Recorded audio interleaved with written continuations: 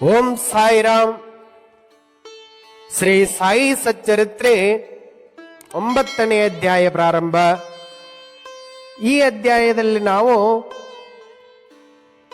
ಬಾಬಾ ಭಿಕ್ಷೆ ಬೇಡುವ ಅರ್ಹತೆ ಬಗ್ಗೆ ಹಾಗೂ ಭಕ್ತರ ಅನುಭವ ಮತ್ತು ಬಾಬಾರವರು ಮತ್ತಷ್ಟು ಪವಾಡ ಮಾಡಿದ ಬಗ್ಗೆ ತಿಳಿದುಕೊಳ್ಳೋಣ.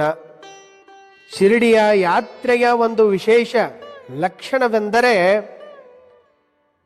ಅಲ್ಲೇ ಬಾಬಾರವರ ಅನುಮತಿ ಇಲ್ಲದೆ ಯಾರೂ ಕೂಡ ಶಿರಡಿಯನ್ನು ಬಿಡಲು ಸಾಧ್ಯವಿರಲಿಲ್ಲ. ಹಾಗೇನಾದರೂ ಯಾರಾದರೂ ಬಾಬಾ ಅನುಮತಿ ಇಲ್ಲದೆ ಶಿರಡಿಯಿಂದ ಹೊರಗೆ ಹೋದರೆ ಅವರಿಗೆ ಹೇಳಲಾಗದಷ್ಟು ಕಷ್ಟ ಬರುತ್ತಿತ್ತು. ಬಾಬಾರವರ ನಿರ್ದೇಶನಗಳಿಗೆ ವಿರುದ್ಧವಾಗಿ ಹೋಗಿದ್ದೇ ಆದಲ್ಲಿ ಅವರಿಗೆ ಅಪಘಾತಗಳು ಸಂಭವಿಸುವುದು ಖಚಿತ. ಈಗ ಕೆಲವು ನಿದರ್ಶನಗಳನ್ನು ನೋಡೋಣ. ಒಮ್ಮೆ ತಾತ್ಯ ಕೋಟೆ ಪಾಟೀಲ್ ಅವರು ಕೋಪರ್ಗಾಂವ್ ಬಜಾರಿಗೆ ಟಾಂಗಾದಲ್ಲಿ ಹೋಗಲು ಸಜ್ಜರಾಗಿದ್ದರು. ಬಾಬಾರ ದರ್ಶನ ಪಡೆಯಲೆಂದು ಆತುರದಿಂದ ಮಸೀದಿಗೆ ಬಂದು ಬಾಬಾರಿಗೆ ನಮಸ್ಕರಿಸಿ ಕೋಪರ್ಗಾಂವ್ ಬಜಾರಿಗೆ ಹೋಗುವುದಾಗಿ ಬಾಬಾರವರಿಗೆ ಹೇಳಿದರು. ಬಾಬಾ ಹೇಳುತ್ತಾರೆ, ಆತುರ ಪಡಬೇಡ, ಸ್ವಲ್ಪ ನಿಲ್ಲು, ಬಜಾರ ಬಿಡು, ಹಳ್ಳಿಯಿಂದ ಹೊರಗೆ ಹೋಗಬೇಡ. ಹಾಗೇನಾದರೂ ಹೋಗುವುದಾದರೆ ಮಾಧವರಾವ ದೇಶಪಾಂಡೆ ಅವರನ್ನು ಜೊತೆಗೆ ಕರೆದುಕೊಂಡು ಹೋಗು ಎಂದು ಬಾಬಾ ಸೂಚನೆ ನೀಡುತ್ತಾರೆ. ಆದರೆ ತಾತ್ಯ ಕೋಟೆಯವರು ಕೇಳಲಿಲ್ಲ. ಹೋಗಲೇಬೇಕೆಂದು ಆತರದಿಂದ ತಾತ್ಯ ಕೋಟೆ ತಕ್ಷಣ ತನ್ನ ಟಾಂಗಾ ತೆಗೆದುಕೊಂಡು ಹೊರಟರು. ಕುದುರೆ ಬಹಳ ಚೆನ್ನಾಗಿ ಸದೃಢವಾಗಿದ್ದವು. ಅದು ವೇಗವಾಗಿ ಓಡಲು ಪ್ರಾರಂಭಿಸಿತು. ಒಮ್ಮಿಂದೊಮ್ಮೆ ಅದಕ್ಕೆ ಸೊಂಟದಲ್ಲಿ ಉಳುಕು ಉಂಟಾಗಿ ಕೆಳಗೆ ಆ ಕುದುರೆ ಬಿದ್ದಿತು. ಹಾಗೆ ತಾತ್ಯ ಕೋಟೆಯವರು ಕೂಡ ಕೆಳಗೆ ಬಿದ್ದು ಅವರಿಗೆ ಗಾಯವಾಗಿತ್ತು. ಆದರೆ ಬಾಬಾರ ಕೃಪೆ, ಹೆಚ್ಚೇನೂ ಗಾಯವಾಗಿರಲಿಲ್ಲ. ಆದರೆ ಸಾಯಿ ಬಾಬಾರವರ ಮಾತು ನೆನಪಿಸಿಕೊಂಡರು. ಆಗ ಅವನಿಗೆ ತಿಳಿಯಿತು, ನಾನೇಕೆ ಬಾಬಾರ ಮಾತನ್ನು ಮೀರಿದೆ ಎಂದು ಆತನಿಗೆ ಅರಿವಾಯಿತು. ಹೀಗೆ ಮತ್ತೊಮ್ಮೆ ಬಾಂಬೆಯ ಒಬ್ಬ ಯುರೋಪಿಯನ್ ಸಂಭಾವಿತ ವ್ಯಕ್ತಿ ಶಿರಡಿಗೆ ಬಂದಿದ್ದರು. ನಾನಾ ಸಾಹೇಬ್ ಚಂದೋರ್ಕರ್ ಅವರು ಅವನಿಗೆ ಒಂದು ಡೇರಿಯಲ್ಲಿ ಆರಾಮವಾಗಿ ವಾಸಿಸಲು ವಸತಿಯನ್ನು ಕಲ್ಪಿಸಿದ್ದರು. ಆತ ಬಾಬಾರ ದರ್ಶನ ಮಾಡಲು ಮಸೀದಿಗೆ ಬಂದ. ಅವನು ಬಾಬಾರ ಮುಂದೆ ಮಂಡಿ ಊರಿ ಅವರ ಕೈಗೆ ಮುತ್ತಿಡಲು ಬಯಸಿದನು. ಆದರೆ ಬಾಬಾ ಅದನ್ನು ನಿರಾಕರಿಸಿದರು. ಅವನನ್ನು ಅಂಗಳದಲ್ಲಿ ಕುಳಿತು ಅಲ್ಲಿಂದ ದರ್ಶನ ಪಡೆಯಲು ಹೇಳಿದರು.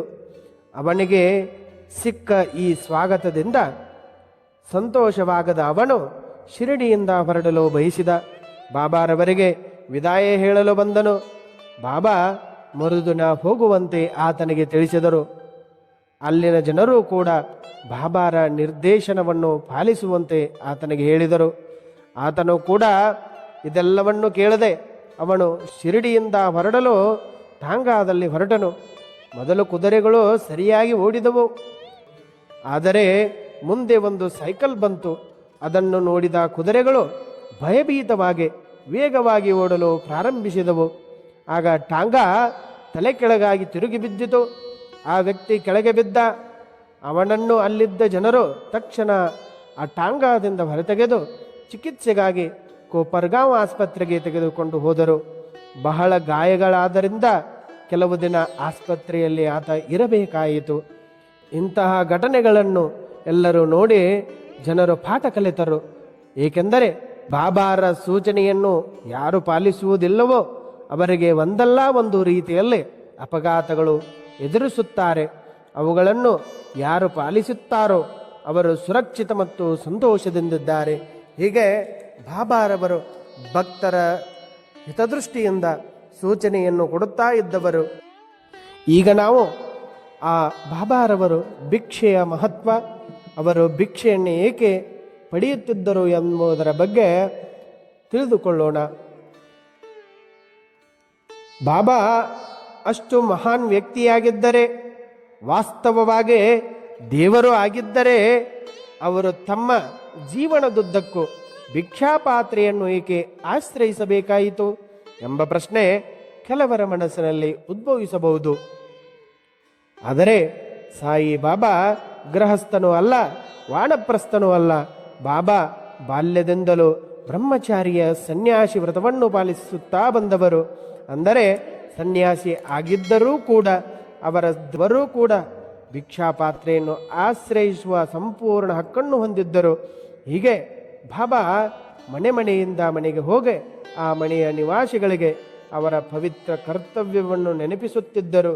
ಬಾಬಾ ಅವರಿಂದ ತಮ್ಮ ಮನೆಗಳಲ್ಲೇ ಪಾಠವನ್ನು ಪಡೆದ ಜನರೇ ಅದೃಷ್ಟವಂತರು. ಈಗ ಇನ್ನೊಂದು ಕುತೂಹಲಕಾರಿ ವಿಷಯಕ್ಕೆ ಹಿಂತಿರುಗೋಣ.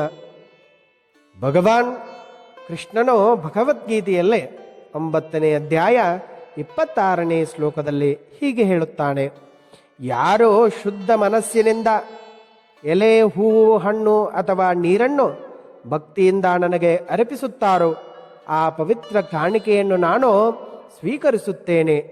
ಅದೇ ರೀತಿಯಲ್ಲೇ ಸಾಯಿಬಾಬಾರವರ ವಿಷಯದಲ್ಲಿ ಒಬ್ಬ ಭಕ್ತನು ನಿಜವಾಗಿಯೂ ಸಾಯಿಬಾಬಾರವರಿಗೆ ಏನನ್ನಾದರೂ ಅರ್ಪಿಸಿದರೆ ಅದನ್ನು ಬಾಬಾ ಸ್ವೀಕರಿಸಿ ಆಶೀರ್ವದಿಸುತ್ತಿದ್ದರು.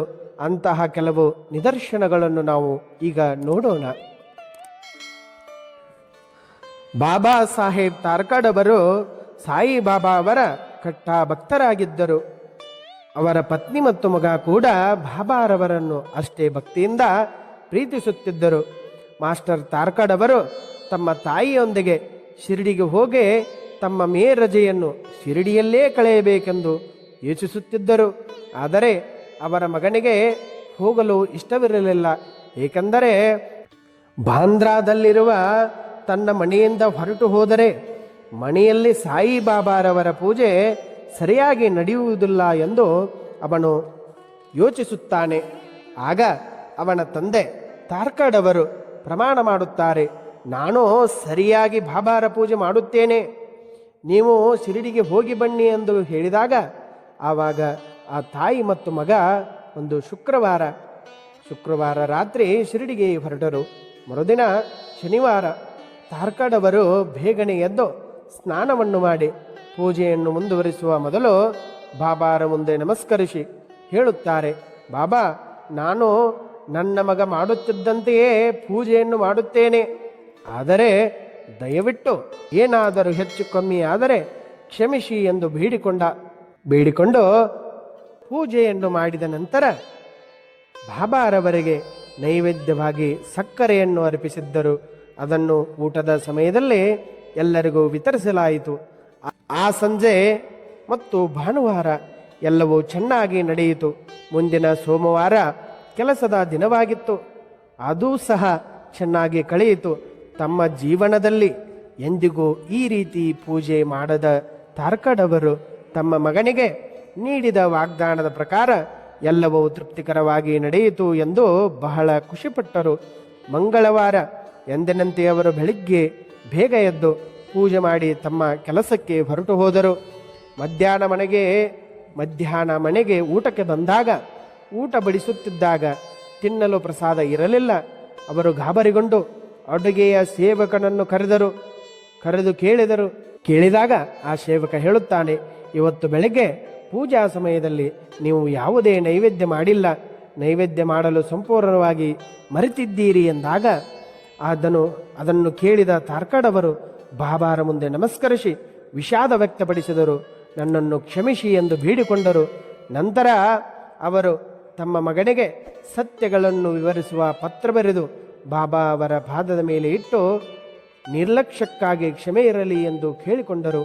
ಇದು ಮಂಗಳವಾರ ಮಧ್ಯಾಹ್ನ ಬಾಂದ್ರಾದಲ್ಲಿ ಸಂಭವಿಸಿದ ಘಟನೆ. ಶಿರಡಿಯಲ್ಲಿ ಮಧ್ಯಾಹ್ನದ ಆರತಿ ಪ್ರಾರಂಭವಾಗುವ ಸಮಯಕ್ಕೆ ಬಾಬಾ ಶ್ರೀಮತಿ ತಾರ್ಕಾಡ್ ಅವರಿಗೆ ಹೇಳುತ್ತಾರೆ: ಅಮ್ಮ, ನಾನು ಬಾಂದ್ರಾದಲ್ಲಿರುವ ನಿಮ್ಮ ಮನೆಗೆ ಊಟ ಮಾಡಲು ಹೋಗಿದ್ದೆ. ಆದರೆ ಅಲ್ಲಿ ಬಾಗಿಲಿಗೆ ಕೀಲಿ ಹಾಕಿರುವುದನ್ನು ಕಂಡೆ. ಪ್ರವೇಶ ದ್ವಾರವನ್ನು ತೆಗೆದು ಮನೆಯೊಳಗೆ ಹೋದೆ.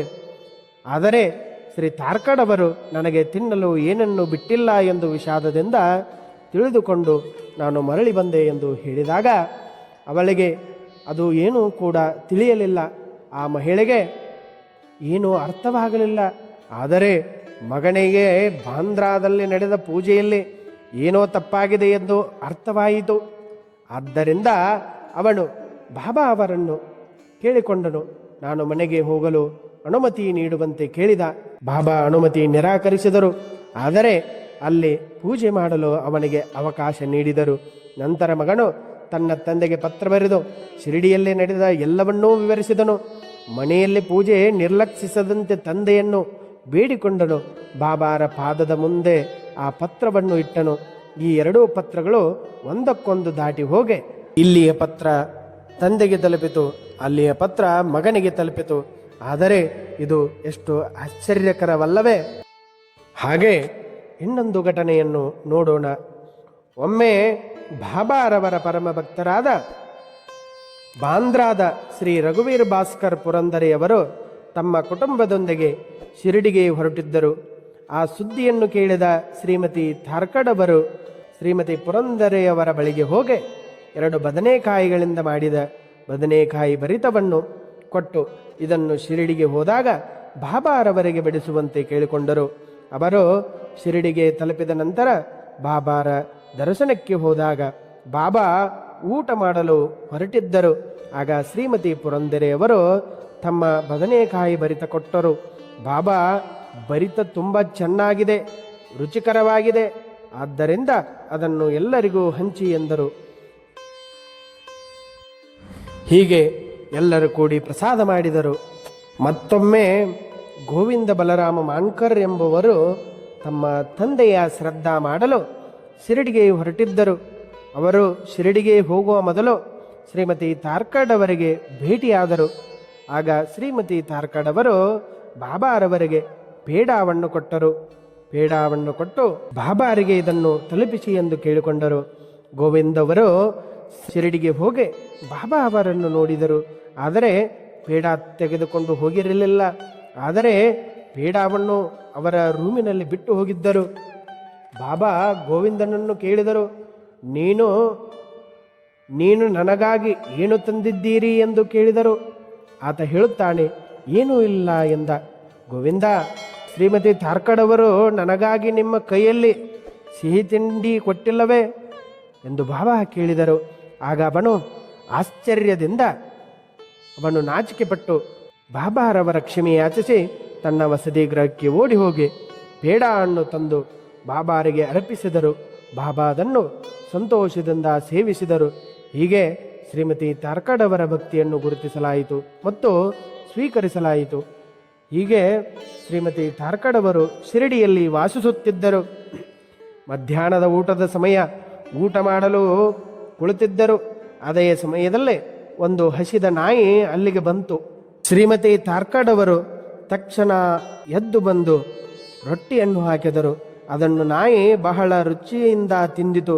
ನಂತರ ಅವಳು ಬಾಬಾರಿಗೆ ಪ್ರಸಾದ ಕೊಡಲು ಮಸೀದಿಗೆ ಹೋದಾಗ ಸಾಯಿಬಾಬಾ ಅವಳಿಗೆ ಹೇಳುತ್ತಾರೆ, ಅಮ್ಮ, ನೀನು ನನಗೆ ಊಟ ಮಾಡಿಸಿದ್ದೀಯಾ ಎಂದು ಹೇಳಿದರು. ಮತ್ತು ಯಾವಾಗಲೂ ಹೀಗೆ ವರ್ತಿಸು, ಇದು ನಿಮ್ಮನ್ನು ಉತ್ತಮ ಸ್ಥಿತಿಯಲ್ಲಿರಿಸುತ್ತದೆ. ಈ ರೀತಿ ನನ್ನ ಮೇಲೆ ಕರುಣೆ ತೋರಿ ಮೊದಲು ಹಸಿದವರಿಗೆ ರೊಟ್ಟಿ ನೀಡಿ ಎಂದರು. ಇದನ್ನೆಲ್ಲ ಗಮನಿಸಿದ ಥಾರ್ಕಡ್ ಅವರು ಏನೂ ಅರ್ಥವಾಗಲಿಲ್ಲ. ಅವರಿಗೆ ಅರ್ಥ ಮಾಡಿಕೊಳ್ಳಲು ಸಾಧ್ಯವೇ ಆಗಲಿಲ್ಲ. ಆಗ ಬಾಬಾ ಉತ್ತರಿಸುತ್ತಾರೆ, ನಾನು ಎಲ್ಲ ಜೀವಿಗಳಲ್ಲಿ ವಾಸವಿದ್ದೇನೆ. ಎಲ್ಲ ಜೀವಿಗಳನ್ನು ಚೆನ್ನಾಗಿ ಯಾರು ನೋಡಿಕೊಳ್ಳುತ್ತಾರೋ ಅವರು ನನ್ನ ಪ್ರಿಯರು ಎಂದರು. ಈ ಎಲ್ಲ ಅಮೃತದಂತಹ ಮಾತನ್ನು ಕೇಳಿ ಅವಳು ಭಾವುಕಳಾದಳು. ಅವಳ ಸಂತೋಷಕ್ಕೆ ಮಿತಿಯೇ ಇರಲಿಲ್ಲ. ಹೀಗೆ ಬಾಬಾರವರು ನಾನು ಎಲ್ಲ ಜೀವಿಗಳಲ್ಲೇ ವಾಸವಾಗಿದ್ದೇನೆ ಎಂಬುದನ್ನು ಅವರು ತೋರಿಸಿದರು. ಇದೇ ಭಗವದ್ಗೀತೆಯಲ್ಲೇ ಶ್ರೀಕೃಷ್ಣನು ಹೇಳಿದ ವಿಷಯವಾಗಿದೆ. ಇಲ್ಲಿಗೆ 9ನೇ ಅಧ್ಯಾಯ ಮುಕ್ತಾಯವಾಗುವುದು. ಎಲ್ಲರಿಗೂ ಶುಭವಾಗಲಿ. ಓಂ ಸಾಯಿರಾಮ್, ಓಂ ಸಾಯಿರಾಮ್, ಓಂ ಸಾಯಿರಾಮ್.